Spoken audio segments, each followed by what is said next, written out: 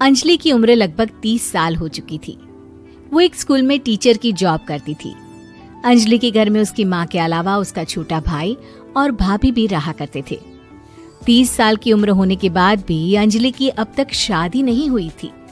इस बात को लेकर अंजलि की माँ रुक्मिणी देवी काफी परेशान रहा करती थी।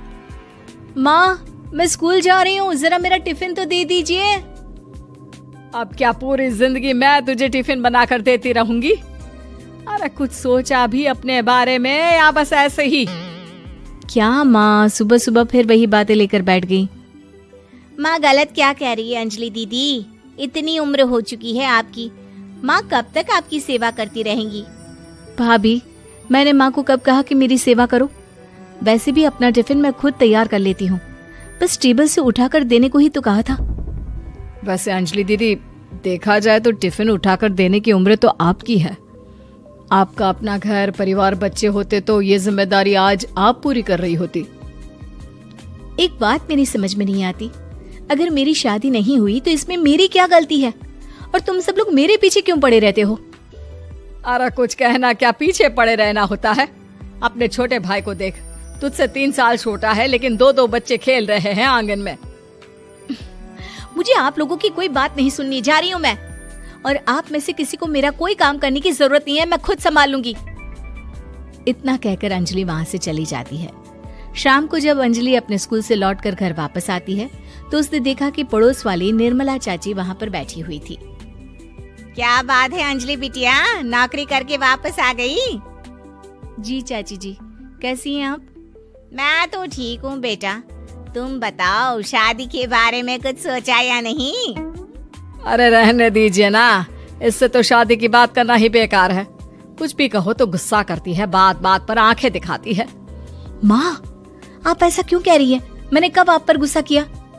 अरे अंजलि बेटा, तुम्हारी माँ ठीक ही तो कहती है। 30 की होने आई हो, अब तुम्हें भी शादी वादी कर लेनी चाहिए। चाची जी, आप तो ऐसे कह रही हैं जैसे शादी करने से मैंने मना किया हो। रहने दीजिए निर्मला चाची, हमारी अंजलि दीदी को अभी तक उनकी पसंद का दूल्हा नहीं मिला ना, इसीलिए वो शादी नहीं कर रही। भाभी, ऐसी कोई बात नहीं है। अरे तो फिर क्या बात है? तुम्हारी माँ ने तुम्हारे लिए इतने रिश्ते ढूंढे लेकिन तुम्हें कोई पसंद ही नहीं आता। क्या है ना चाची जी, हमारी ननद रानी नौकरी जो करती है ऐसे ही थोड़ी ना किसी को पसंद कर लेंगी। अरे भाई, नौकरी का घमंड है तो बात अलग है, कोई और बात हो तो बताओ, कोई रास्ता निकाला जाए। नहीं चाची जी, कोई बात नहीं है, बस मुझे अभी तक अपनी पसंद का कोई मिला नहीं है।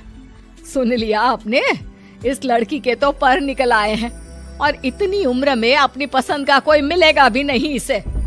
माँ, आप मेरी शादी को लेकर हमेशा मुझे ताने क्यों मारती रहती हैं? अपनी माँ की बातें तो ताने लगती है। ताने हैं? बताओ, मैंने कुछ गलत कहा क्या? देखो, ये सब छोड़ो, मेरी दूर की बुआ का बेटा है, उसकी अभी शादी नहीं हुई है, उम्र होगी कोई 34-35 साल। आप कहें तो बात आगे बढ़ाऊं? अरे हाँ, क्यों नहीं, ये भी कोई पूछने की बात है। अरे जल्दी से लड़के को यहाँ बुला लो। माँ, आप मुझसे पूछे बिना मेरी शादी की बात करने जा रही हैं और मेरी उम्र 30 भी पूरी नहीं हुई है। निर्मला चाची कह रही है कि वो लड़का 35 साल का है।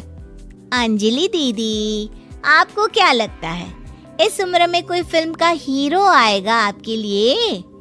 देखिए, अब पसंद और नापसंद की बात तो रहने दीजिए, पसंद करने की उम्र तो आपकी निकल चुकी।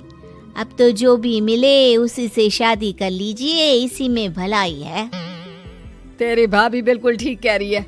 अब जैसा रिश्ता मिले उसके लिए हाँ कर देना, ताकि हम भी गंगा नहाए। ठीक है, चलिए मैं उस लड़के को कहती हूँ, वो कल ही अंजलि को देखने आ जाएगा। अगले दिन निर्मला चाची के दूर का रिश्तेदार अंजलि को देखने उसके घर आता है। उसका नाम था अजय। अंजलि जी, तो आप नौकरी करती हैं, वो भी स्कूल में? जी हाँ, मैं स्कूल में टीचर हूँ। हमारी बेटी बहुत होशियार है। अरे पढ़ने लिखने में इतनी होशियार है, इसीलिए तो इसकी नौकरी लगी है स्कूल में। हाँ, ठीक है आंटी जी, जरा मुझे भी तो बात करने दीजिए आपकी बेटी से। जी पूछिए ना, क्या पूछना चाहते हैं? अंजलि मैडम, ये तो बताइए कि आपने अभी तक शादी क्यों नहीं की? बस ऐसे ही, कहीं कोई रिश्ता पसंद नहीं आया इसलिए। लेकिन क्या मैं आपसे पूछ सकती हूँ कि आपने शादी क्यों नहीं की? अंजलि, क्या कर रही हो तुम? लड़कियों को इस तरह की बातें नहीं शोभा देती। रहने दीजिए आंटी जी, आपकी बेटी काफी पढ़ी लिखी है, मैं उनके सवाल का जवाब दे ही देता हूँ। वो क्या है ना, मुझे भी अभी तक अपनी पसंद की कोई लड़की नहीं मिली। अच्छा, कोई बात नहीं। वैसे आपकी तनख्वाह कितनी है? कितना कमा लेती है महीने का? जी यही कोई 25,000 महीने। बस 25,000? इतने से क्या होता है? इतने से तो आजकल घर भी नहीं चलता। आपके कहने का क्या मतलब है?